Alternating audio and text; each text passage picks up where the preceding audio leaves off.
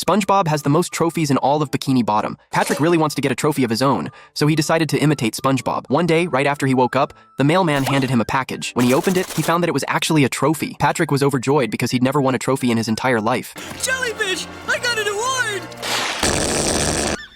Island! I got an award!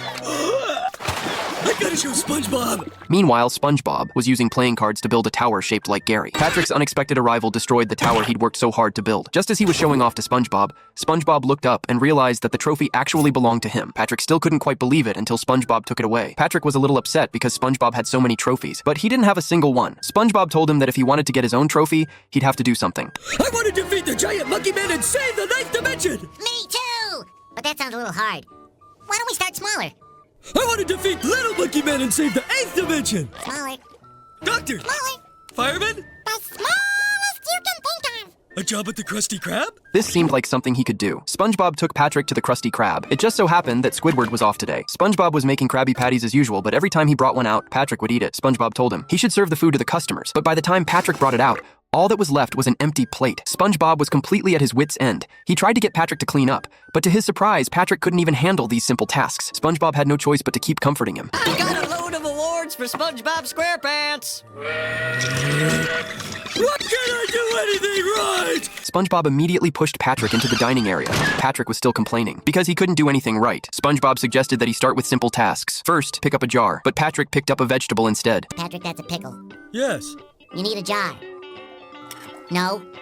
No. No.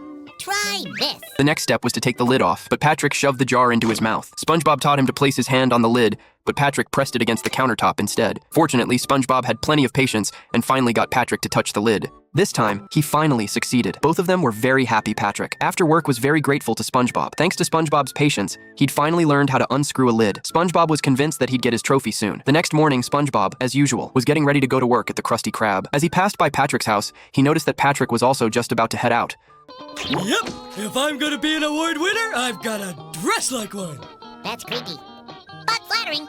The two of them went to the Krusty Krab together, but today, Patrick was a little different from usual. No matter what SpongeBob did, Patrick would imitate him. Whatever SpongeBob did, Patrick would do it too. SpongeBob noticed that Patrick was constantly imitating him. He asked Patrick why he was doing this. Naive Patrick thought that this was the way to win the trophy, but SpongeBob had had enough. He didn't want Patrick to act this way, yet Patrick kept imitating him. He immediately ran out of the Krusty Krab, but Patrick was right on his heels. SpongeBob ran all the way back home. He wanted to see the real Patrick again, so he came up with a plan. Just then, Hi, I'm Patrick Star.